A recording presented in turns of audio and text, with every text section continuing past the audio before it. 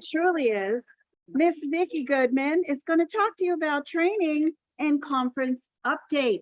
Please welcome distinguished Toastmaster, Vickie Goodman. Hello again, everybody. So good to see you. You look energized, refreshed, and ready to go forward. I'm going to be fast and furious, so I hope you're ready for this. I want to announce, first of all, we have had some really great training opportunities for all of our members. We have had a Concur training. How many of you were managed to get to the Concur training by our finance manager? All right, a few of you. How about online? A couple of hands there. Good. It's helpful to know if you want to get reimbursed for expenses. It's really good to know how to do it. So that is an essential training. It's recorded. You can go to the District 84 YouTube channel and listen to it. Gives you all the basic breakdown. It's not long, it's not difficult, tells you how to do it, and we're here to follow up. We also had recently 2 other trainings. We had officially speaking about contest roles. Sabrina Millay did a wonderful job of really breaking down contests and how to plan and carry them out from all of the various roles. Also recorded. And we had a fantastically detailed and educational session from our very own Zoom master, Sue Lighthall, our technical support chair, on becoming a contest Zoom master. How many of you are ready to do that? Zoom master? I see a few people going like this, and everybody else is like, not me. So if you're not going to do it, you need to make sure people are aware of what they need to do, because you are going to need these roles for your contest. Also recorded. How do you get to the D84 YouTube channel?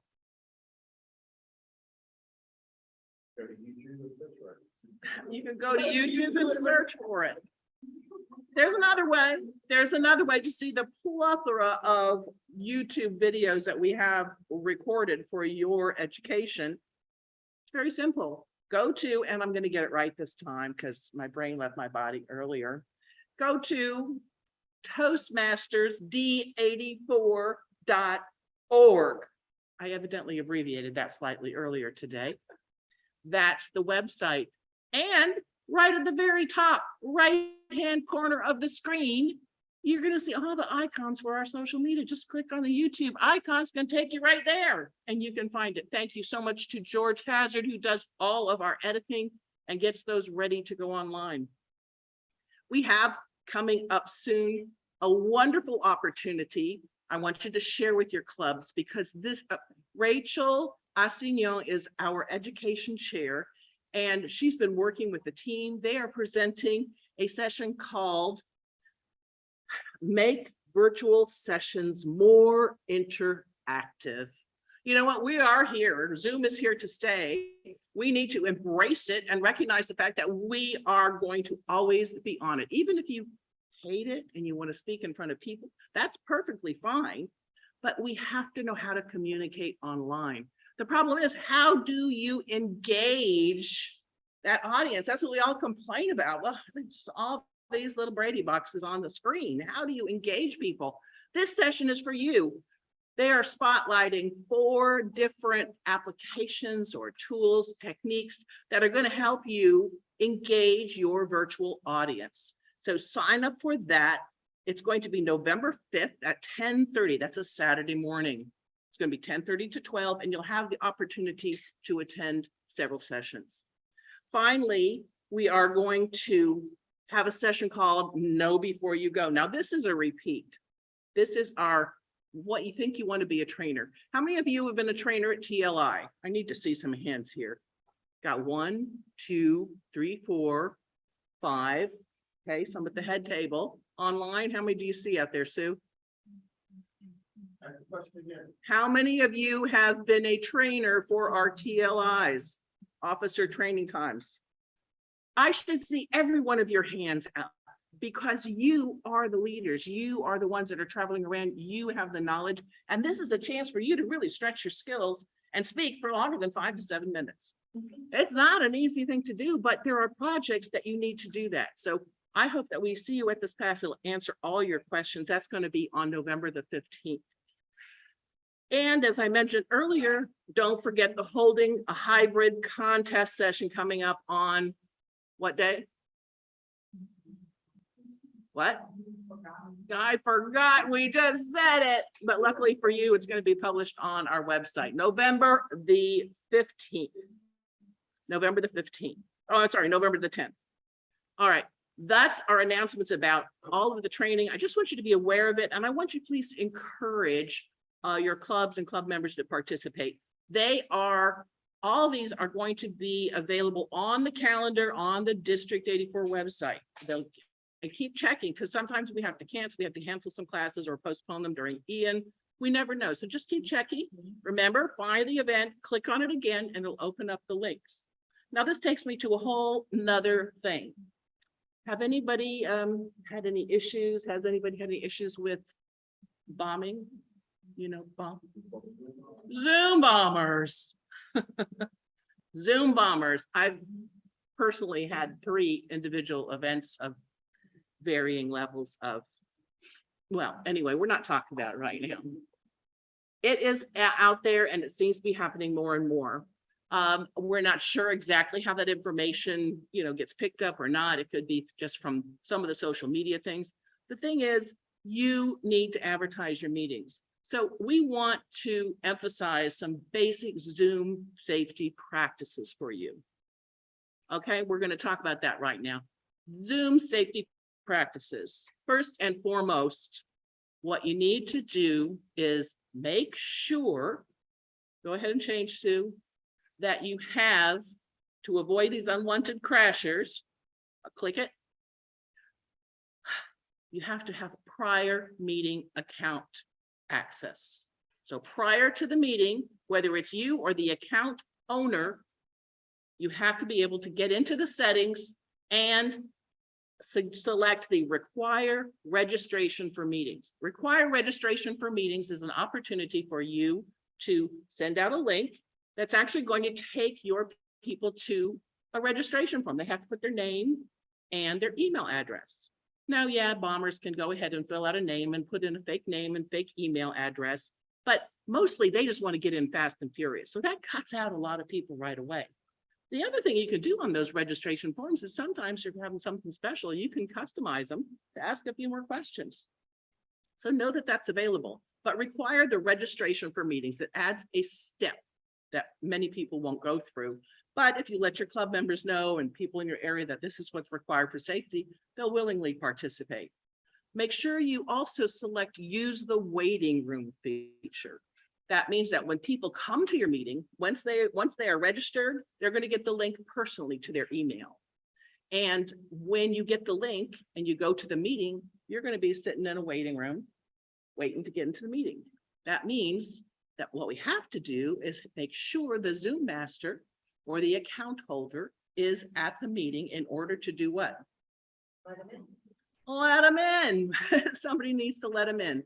When you are the Zoom master, go ahead, Sue, you have to go ahead and make sure that during the meeting, you are looking at that waiting room. Then you can bring people in, you recognize their name and so forth. That keeps a lot of unwanted people out. If you don't recognize their name, sometimes you can get messages to them, all that kind of thing. So it's really a good feature to have a waiting room set up. You could also admit those in the waiting. When you admit those to the waiting room, you are able to remove people that you don't want there, but you have to be a host.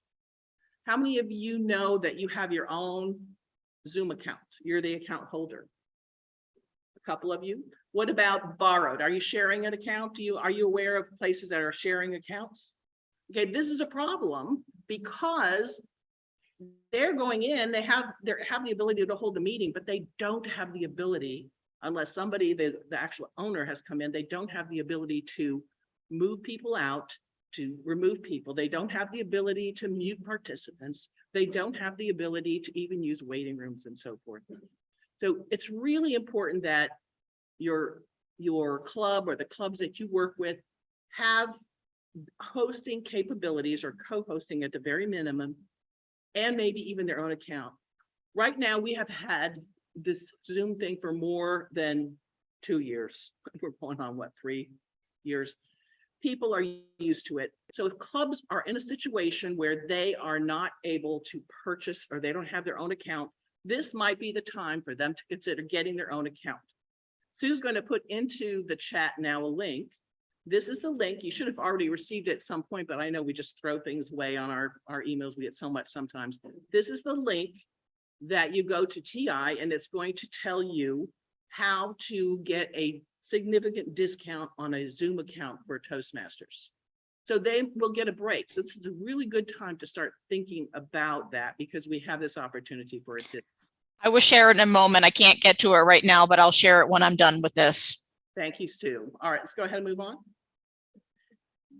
And finally, as far as the security issues go, there's a little thing on the bottom of the Zoom screen, and you can see it here. I believe it says security. The Zoom master needs to really understand what's available in security, because it's when you come into the meeting, you can open up that security menu, and there are options where you can lock the meeting. So if you know everybody's there, it's 15 minutes in, you can lock the meeting. That will keep those Zoom bombers from coming in. They tend to come in usually a little later in the meeting. They want to get it started to make a grand entrance. It does affect perhaps visitors, but on the other hand, wouldn't you hope they would be there first, or at least within a certain amount of time? Also, you can enable the waiting room. If it wasn't set up already, you can enable a waiting room so that anybody that comes late, you can check out. And you can just generally manage participants from that security screen. Go ahead, Sue. So basically, we want you to be safe. Now, this is a list we put together. Again, Sue's going to load that along with the link that I told you about into the website so you can put it down. And then after this meet, we're at the very end anytime, so you can go ahead and load up this particular PowerPoint and the other one that we did earlier, so everybody has that. Those people in the room will make sure you get copies of all of those things electronically.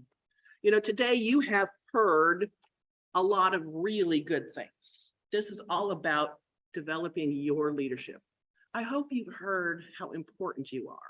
I hope you have heard that you are incredible leaders.